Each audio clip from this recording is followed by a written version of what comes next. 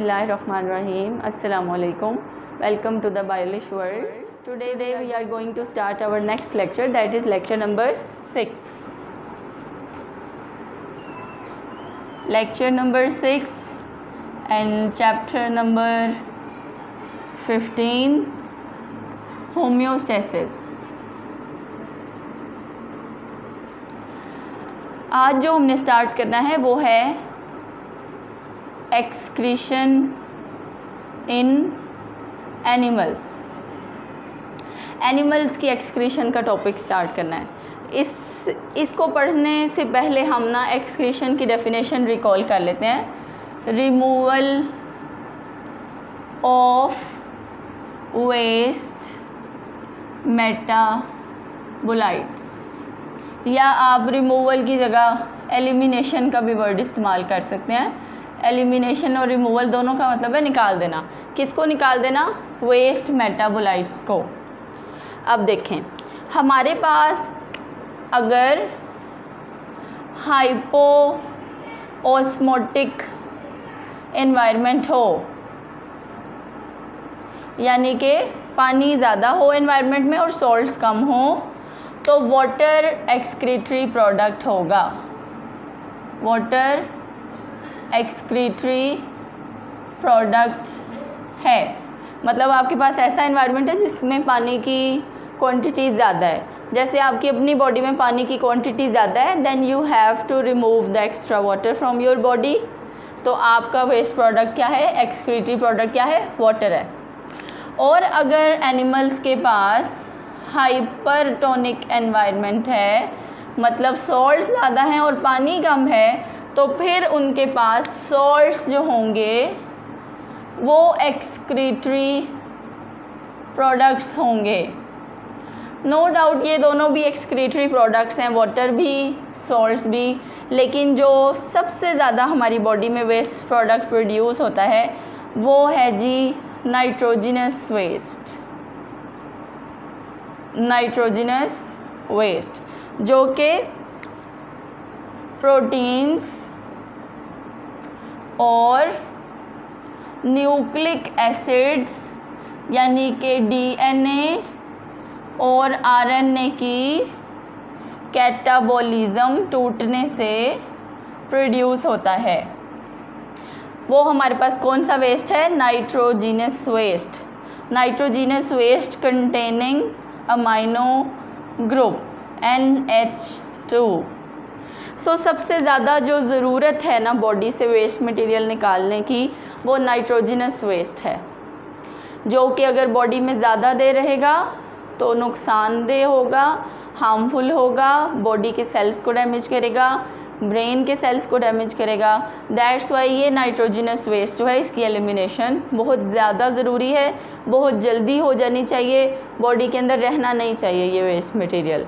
सो हमारे पास इस amino group को रिमूव करना, removal of amino group from, कहाँ से रिमूव करना है आपने? अमाइनो एसिड से।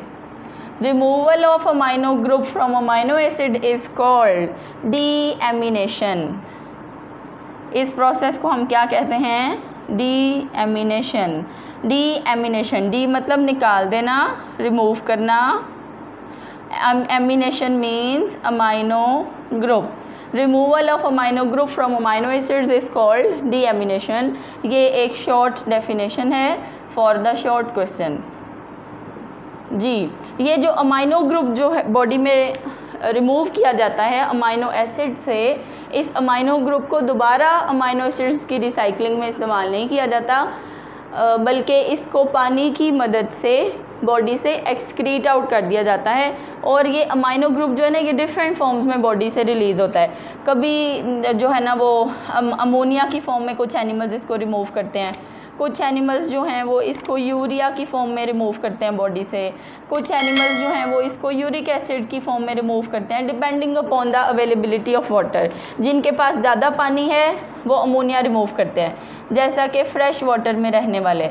जिनके पास मॉडरेट पानी है, सफिशेंट है, काफ़ी है, वो यूरिया एक्सक्रीट करते हैं बॉडी से, और जिनके पास लेस क्वांटिटी है पानी की, बहुत ज़्यादा कमी है पानी की, शॉर्टेज है पानी की, वो यूरिक एसिड निकालते हैं। अदरवाइज सब जो है ना वो इस अमाइनो ग्रुप को बॉडी से रिमूव कर देते हैं with the help of water.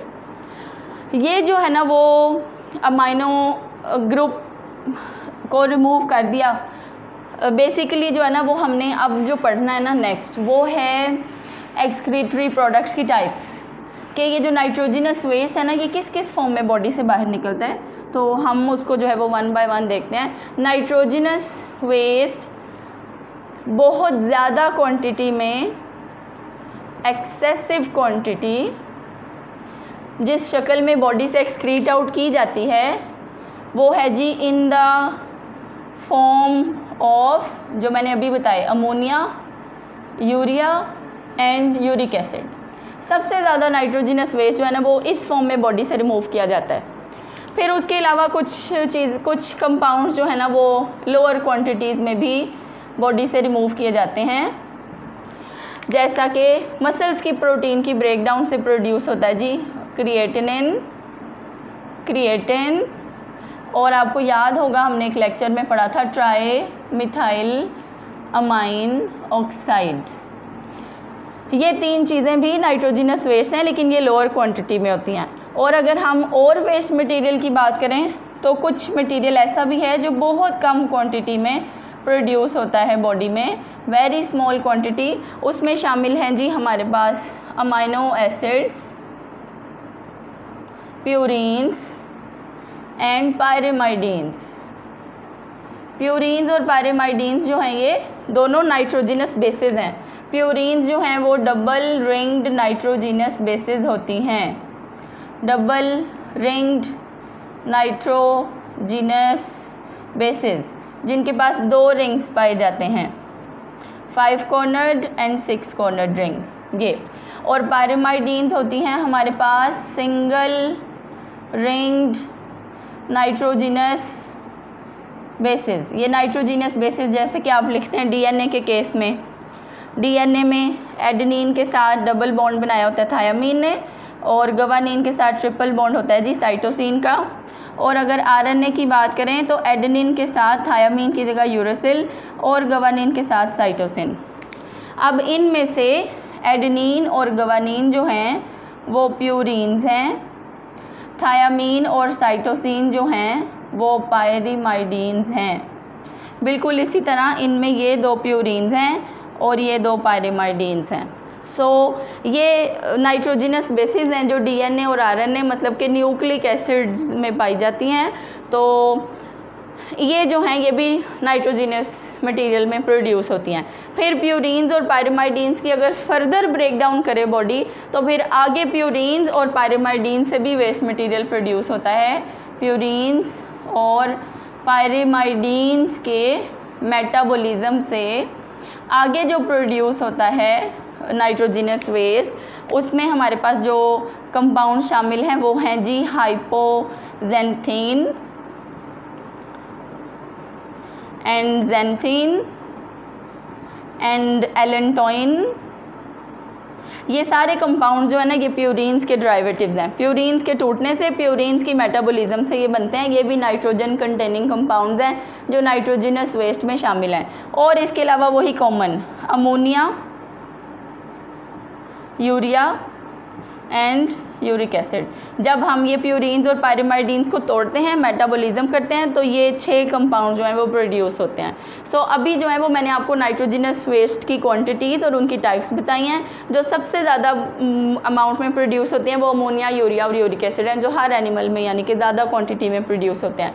कुछ लोअर क्वान्टिटी में भी पाए जाते हैं। अगर मसल्स की प्रोटीन ब्रेकडाउन हुई हो तो फिर क्रिएटिन और ट्राईमिथाइलअमाइन ऑक्साइड भी नाइट्रोजिनस वेस्ट में शामिल होता है। और कुछ बहुत स्मॉल क्वांटिटी में अमाइनो एसिड्स भी मौजूद होते हैं, प्यूरीन्स भी और पायरेमाइडीन्स भी। अगर इन प्यूरीन्स और पायरेमाइडीन्स की मेटाबॉलिज्म की जाए तो फिर ये भी कंपाउंड्स जो हैं वो हम नाइट्रोजिनस वेस्ट में शामिल होते हैं। सो ये जो टॉपिक था ये नाइट्रोजिनस वेस्ट की एक्सप्लेनेशन का था। इसमें हमने डीएमिनेशन को भी एक्सप्लेन किया है, क्योंकि डीएमिनेशन ही अमाइनो ग्रुप के रिमूवल को कहते हैं। और अमाइनो ग्रुप आगे जो है वो इन सब कंपाउंड्स की शक्ल में नाइट्रोजिनस वेस्ट बनाता है और फिर उसको बॉडी से एक्सक्रीट आउट कर दिया जाता है। अब जो है ना वो हम अगले टॉपिक की तरफ जाने लगे हैं, वो है जो मैंने अभी छोटा सा डिस्कस किया था अमोनिया, यूरिया और यूरिक एसिड के बारे में। सो टॉपिक का नाम है जी हमारे पास nature of excretory products in different habitats. मुख्तलिफ हैबिटेट में जो है ना वो पानी की अवेलेबिलिटी से रिलेट करके हम बताएंगे कि कौन से एनिमल्स जो हैं वो कौन सा नाइट्रोजिनस वेस्ट अपनी बॉडी से रिमूव करते हैं, आइदर के अमोनिया है या यूरिया है या यूरिक एसिड है।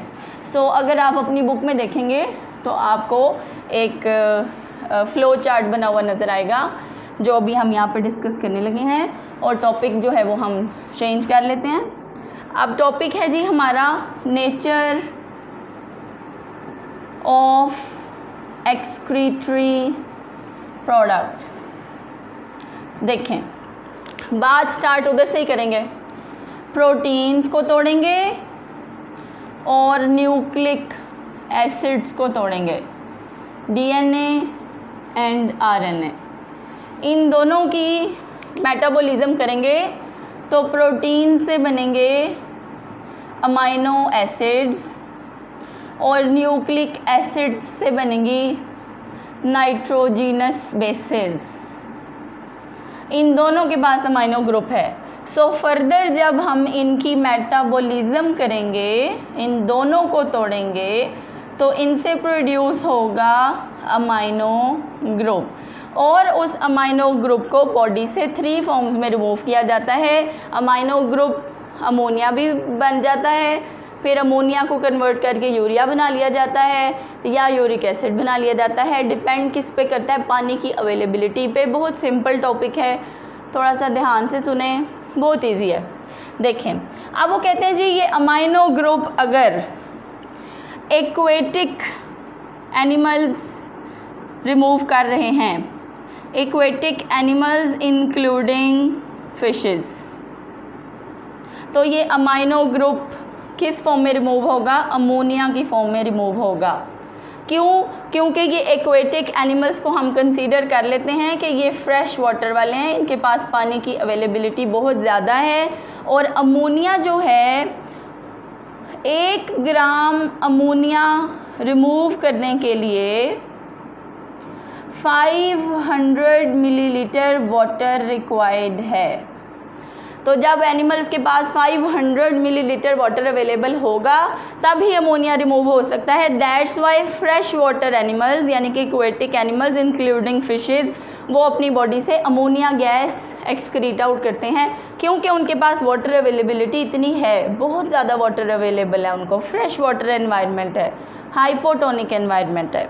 जब हम बात करते हैं जी मैमल्स की, जिनमें हम भी शामिल हैं, मैमल्स की और एम्फीबियंस की जैसा कि फ्रॉग्स वगैरह, और हम बात करते हैं पानी में मराइन एनवायरनमेंट में रहने वाली शार्क्स की, और उसके अलावा मराइन एनवायरनमेंट में रहने वाली बोनी फिशेस की, तो ये अमोनिया एक्सक्रीट आउट नहीं कर सकती क्योंकि ये दोनों मराइन एनवायरनमेंट में रहती हैं, उसमें सॉल्ट की कंसनट्रेशन ज़्यादा है, पानी इतना ज़्यादा नहीं है।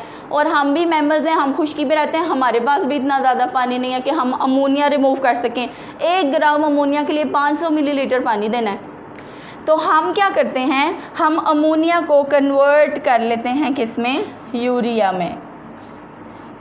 अमोनिया को यूरिया में कन्वर्ट करने के लिए एक साइक्लिक प्रोसेस है जिसे हम यूरिया साइकिल कहते हैं, जो इंशाल्लाह ताला हम लिवर के टॉपिक में डिस्कस करेंगे।